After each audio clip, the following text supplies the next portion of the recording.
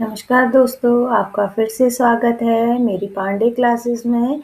तो मैं आज आपके लिए लेकर आई हूँ एक नया टॉपिक, ठीक है? ये है व्यंजनों के भेद, ठीक है? व्यंजन तो आप सबने पढ़े हैं और व्यंजन क्या होते हैं हम सभी को पता है। क से ज्ञ तक जो भी वर्ण होते हैं हमारे, ये क्या होते हैं? व्यंजन। वर्ण के 2 भेद होते हैं, स्वर और व्यंजन, ठीक है? तो हम स्टार्टिंग में ही स्वर और व्यंजन से ही अपनी भाषा को सीखते हैं, लेकिन कुछ चीज़ें ऐसी हैं जो हमें रटनी पड़ती हैं और समझ में नहीं आती है। लेकिन मैं बहुत आसान तरीके से आज आपको यहाँ पर व्यंजन के भेद बताऊँगी। यहाँ पर व्यंजन लिखे हुए हैं, देखिए सारे व्यंजन मैंने यहाँ पर लिखे हुए हैं। अब हम इनका भेद करते हैं। अगर वीडियो अच्छी लगे तो लाइक कीजिएगा, ठीक है? तो यहाँ पर हम देखिए, पहले मैंने क, ख, ग, घ, ङ ऐसे ही हमने यहाँ पर सारे व्यंजन लिखे हुए। अब मैं आपको बताती हूँ कि यहाँ पर इसको अलग-अलग वर्गों में विभाजित किया गया है। देखिए, हम अभी इसका विभाजन करते हैं, सभी का अलग-अलग नाम और अलग-अलग तरीके से विभाजित हो जाएगा ये सब, ठीक है? अब देखिए, यहाँ से क से म तक के व्यंजन जो होते हैं हमारे, क से म तक के जो व्यंजन होते हैं, वो हमारे होते हैं स्पर्श व्यंजन। क्या होते हैं? स्पर्श व्यंजन होते हैं। कैसे? इनके क्या किया गया है, इन्हें जो हमारे स्पर्श व्यंजन है, इन्हें वर्गों में विभाजित किया गया है, ठीक है? जैसे क वर्ग मीन्स कि सपोज़ हमने टीम बना ली, 5-5 मेंबर की एक टीम बना ली, तो 5-5 मेंबर्स की हमने 5 टीमें बना ली, तो हमारे पास 25 मेंबर यहाँ पर आ जाते हैं, ठीक है? जैसे हमारा क वर्ग, पहले हम देखते हैं क वर्ग, ठीक है? ये हमारा क, ख, ग, घ ये 5 आ गए। च वर्ग, इसे च वर्ग ही बोलते हैं, ठीक है? और ये हो गया ट वर्ग, ये हो गया त वर्ग और प वर्ग। तो मीन्स कि क से म तक के व्यंजन क्या आ गए? स्पर्श व्यंजन। इनका नाम रखा गया है स्पर्श व्यंजन। यहाँ ये है स्पर्श व्यंजन, क से म तक के। तो पूरे 25 होंगे। 1 2 3 4 5 6 7 8 9 10 11 12 13 14 15 16 17 18 19 20 21 22 23 24 25, ठीक है? तो स्पर्श व्यंजन याद रखिएगा, 25 होते हैं। इनको कहते हैं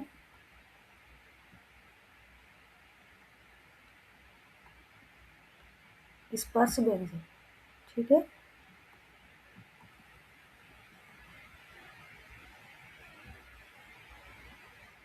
स्पर्श व्यंजन जानते हो? स्पर्श व्यंजन, स्पर्श का अर्थ है छूना।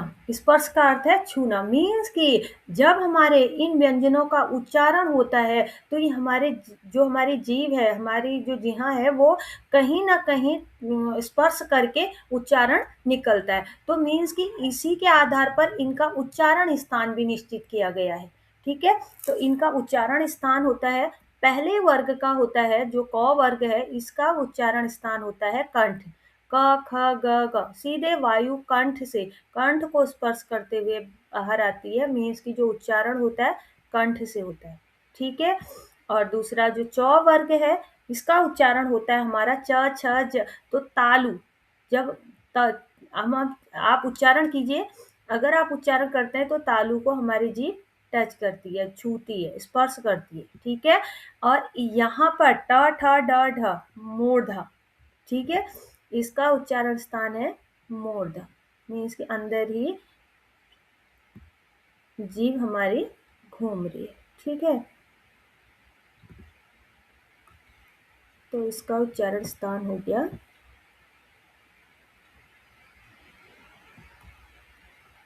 मूर्धा, ठीक है?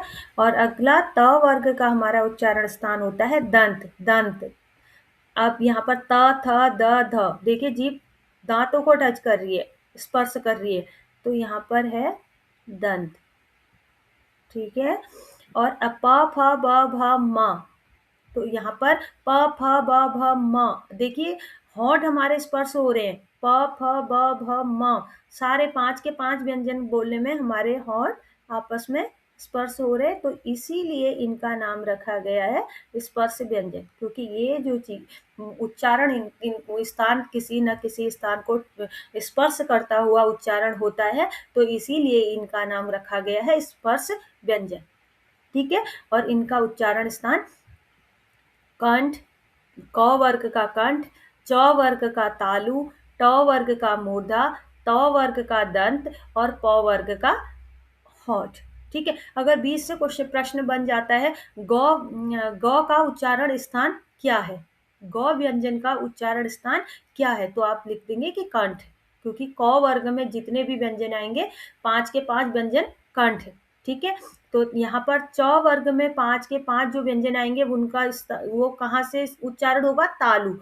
ट के 5 इसमें से किसी भी व्यंजन के बारे में पूछ दिया तो मूर्धा। त थ द ध न दंत, अगर द का पूछ लेता है तो दंत, थ का अकेला पूछता है तो दंत, मीन्स कि 5 के 5 व्यंजन का दंत। प फ ब भ म पांचों व्यंजन का होठ। ठीक है। तो अब यहाँ पर ये स्पर्श व्यंजन और उनका उच्चारण स्थान तो हमने जान लिया।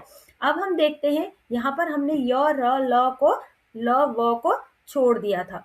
ठीक है। ये हम इन इन व्यंजन को कहते हैं, ये जो व्यंजन है इनको कहते हैं अंतस्थ। ठीक है। ये है अंतस्थ व्यंजन। ठीक है। और ये हमारा है य र ल व, मुख के अंदर जो हवा है अंदर ही रहती है, अंदर से उच्चारण होता है मुंह के य र ल व। ठीक है। तो मीन्स कि ये भी उच्चारण स्थान के आधार पर ही इसका नाम रखा गया है ऊष्म व्यंजन। इन्हें ऊष्म व्यंजन क्यों कहा जाता है, ये ऊष्मा पैदा करते हैं, ये उच्चारण में ऊष्मा पैदा करते हैं, इसीलिए इनको कहा जाता है ऊष्म व्यंजन। इसीलिए इनको क्या कहा जाता है, इनके उच्चारण में क्या होती है, ऊष्मा पैदा होती है। ठीक है। इसीलिए इसको कहा जाता है ऊष्म व्यंजन। ये है हमारे ऊष्म व्यंजन। ठीक है। और ये हमारे हो गए संयुक्त व्यंजन, ये हमारे संयुक्त व्यंजन। क्यों, क्योंकि ये दो व्यंजनों की सहायता से मिलकर बनते हैं। जैसे यहाँ पर हम छ को देखते हैं, क धन सौ धन अ, यहाँ हम इसमें हलंत लगा देते हैं, ये आधा व्यंजन बन जाता है, तो ये बनता है हमारा क्ष। क्ष आधा क भी है, क्ष। कई बार बच्चे उच्चारण में हम लोग लिखते हैं तो क अलग और श अलग लिख देते हैं, तो यहाँ पर पता है दो व्यंजन है, एक व्यंजन ये है और एक व्यंजन ये है, तो इसीलिए इसका नाम संयुक्त व्यंजन रखा है। इसमें दो व्यंजनों से मिलकर बना है, इसीलिए इसका नाम क्या रखा है, संयुक्त व्यंजन रखा है। अब यहाँ पर हमारे जितने भी व्यंजन है सब स्वरों की सहायता से बोले जाते हैं, स्वर यहाँ पर निकाल दिया हमने। ये जो श है इसके साथ अ भी है। ठीक है। मीन्स की स्वर है, यहाँ पर आधा क और पूरा सौ है। ठीक है। क्ष, ऐसे ही त्र, त और र, त्र। ठीक है। तो इसीलिए इनको संयुक्त व्यंजन कहा जाता है।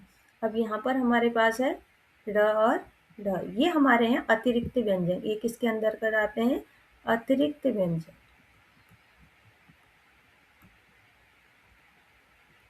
ठीक है। ये हो गए अतिरिक्त व्यंजन। तो एक बार देखिएगा बहुत ध्यान से, बहुत आसान है और आराम से आप इसका विभाजन कर सकते हैं। सबसे पहले हमें सारे व्यंजन लिख लेने हैं और उसके बाद हमें जल्दी-जल्दी से इसका विभाजन कर देना है, अलग-अलग भेदों में इसको बाँट देना है। बहुत आसानी से जल्दी से याद हो जाएगा। अगर आप इसको लिख कर प्रयास करेंगे, लिखकर इसका अभ्यास करें तो ये और जल्दी हमें याद हो जाता है। इसको रटने की आवश्यकता नहीं है, सिर्फ इसको लिखकर हमें समझना है कि किसको क्या कहा जाता है। ठीक है। तो आज का वीडियो यहीं समाप्त करती हूँ, लेकर आती हूँ अगला वीडियो, वो भी मैं आपके लिए व्याकरण का वीडियो लेकर आती हूँ। उसमें मैं आपको सघोष और अघोष व्यंजन क्या होते हैं वो बताऊंगी। अभी मैं आपको व्यंजनों के बारे में यहाँ पर अगली वीडियो में भी बताऊंगी। उसमें मैं आपको अभी एक संयुक्त व्यंजन का भी मैं आपके लिए वीडियो ले आऊंगी। और यहाँ पर अभी हम पढ़ेंगे सघोष और अघोष वर्ण और अल्प प्राण और महाप्राण व्यंजन। ठीक है। तो तब तक के लिए बाय बाय।